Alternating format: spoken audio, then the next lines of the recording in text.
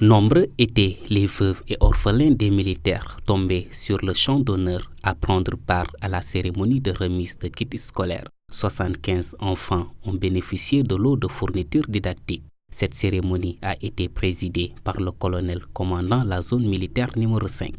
C'est un insigne honneur pour moi de présider cette cérémonie de distribution de matériel et fournitures scolaires qui vient poser un jalon de plus dans les actions sociales des armées menées par le commandement et dont les veuves et orphelins occupent une place privilégiée.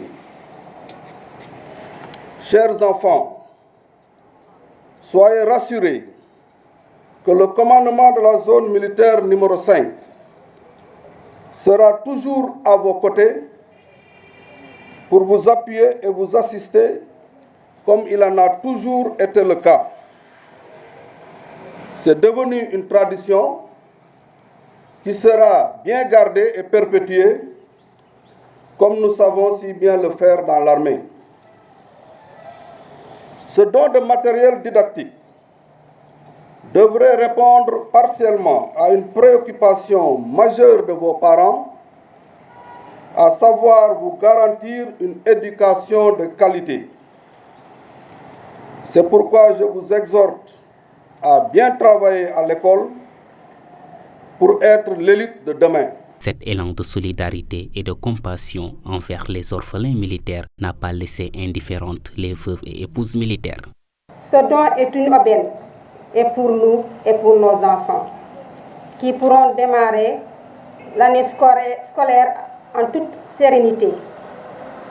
Ainsi, par ma voix personnelle, l'Association des veuves et épouses militaires manifeste toute sa reconnaissance et réitère ses sincères remerciements au commandant de la zone militaire numéro 5 pour ce geste de grandeur et de générosité qui reste fidèle aux valeurs de notre très chère armée, encore et pour toujours au service de la nation. Cette 5e édition de remise de kits scolaires s'inscrit dans le cadre de l'action sociale des armées visant à renforcer la solidarité et la cohésion de la famille militaire dont les épouses et enfants occupent une place primordiale.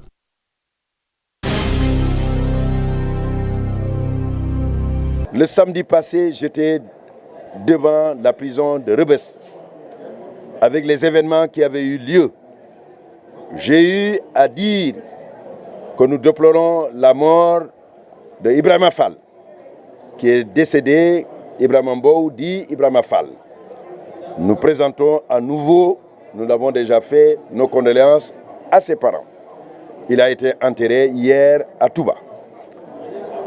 J'avais dit que nous allions mettre en œuvre une enquête impartiale pour savoir ce qui s'est passé.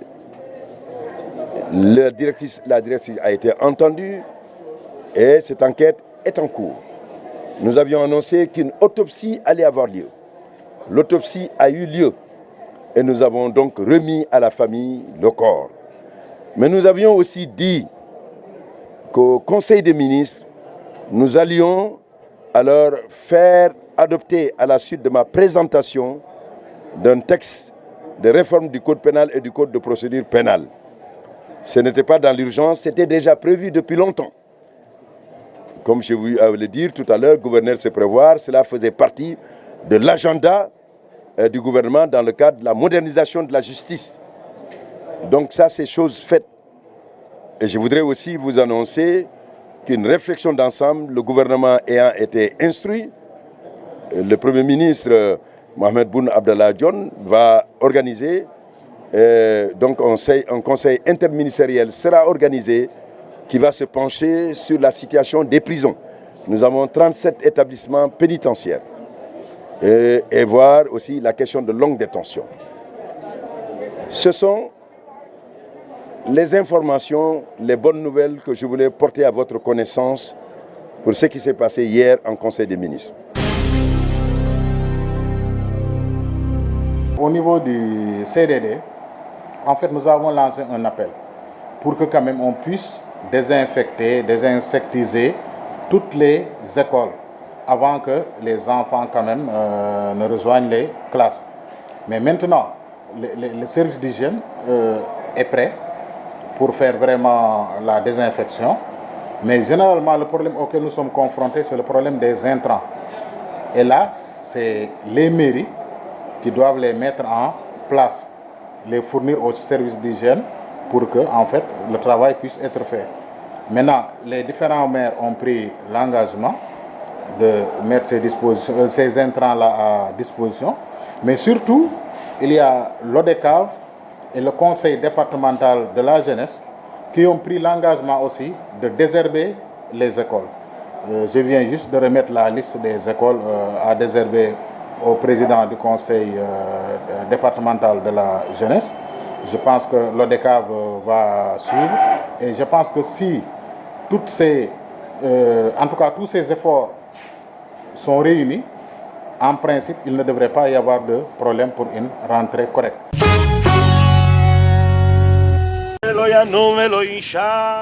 Le dernier hommage à Shimon Peres. Les obsèques de l'ancien Premier ministre israélien ont été célébrées ce vendredi à Jérusalem en présence de dizaines de chefs d'État venus du monde entier. Tous sont venus saluer la mémoire de ce défenseur du dialogue israélo-palestinien, décédé à l'âge de 93 ans, dont le parcours se confond avec l'histoire du pays. Shimon défendait l'idée que la paix était la véritable sécurité. S'il y a la paix, il y a la sécurité, disait-il. Alors que pour moi, la sécurité était une condition préalable pour obtenir la paix au Moyen-Orient.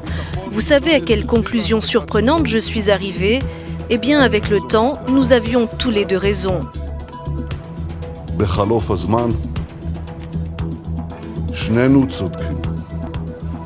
Le président américain Barack Obama a rendu hommage à l'homme d'État visionnaire, lauréat du prix Nobel de la paix suite aux accords d'Oslo. Le dernier représentant des pères fondateurs d'Israël s'en est allé. Shimon a réalisé autant de choses dans sa vie qu'un millier d'hommes, mais il savait qu'il valait mieux, jusqu'à la fin de sa vie, ne pas regarder en arrière, mais en direction des rêves pas encore accomplis. Seul dirigeant du monde arabe à avoir fait le déplacement, le président de l'autorité palestinienne Mahmoud Abbas est lui aussi venu dire adieu à Shimon Peres.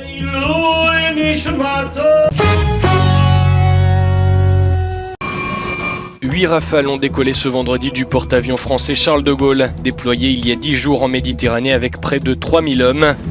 Ils ont fait cap sur Mossoul, le bastion de Daesh en Irak et priorité de la coalition internationale menée par les États-Unis, sans que l'on ne connaisse la nature de leur mission. L'assaut sur Mossoul est imminent, a assuré ce mercredi le Premier ministre irakien, qui a obtenu de Barack Obama l'envoi de 600 soldats supplémentaires. Les forces de la coalition continueront d'épauler nos troupes à plusieurs niveaux, explique Haider El-Abadi. L'expertise, l'entraînement, l'assistance logistique et l'appui aérien. Mais je vous l'assure, aucune armée étrangère ne combat Daesh sur le sol irakien.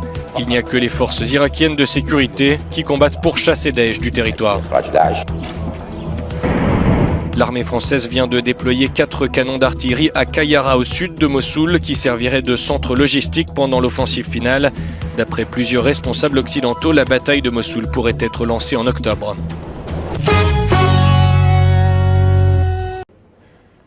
Le nouveau Premier ministre gabonais prend déjà ses marques.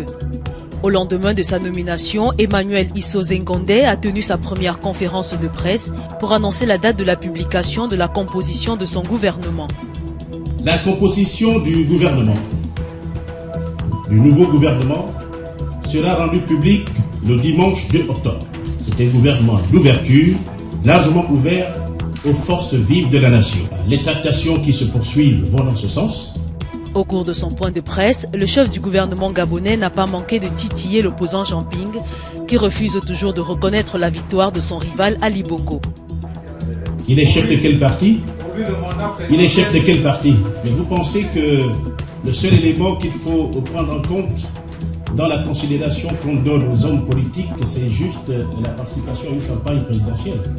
Cette sortie du Premier ministre gabonais intervient le jour même où la procureure de la Cour pénale internationale a annoncé l'ouverture d'un examen préliminaire sur la crise post-électorale qui a fait plusieurs morts.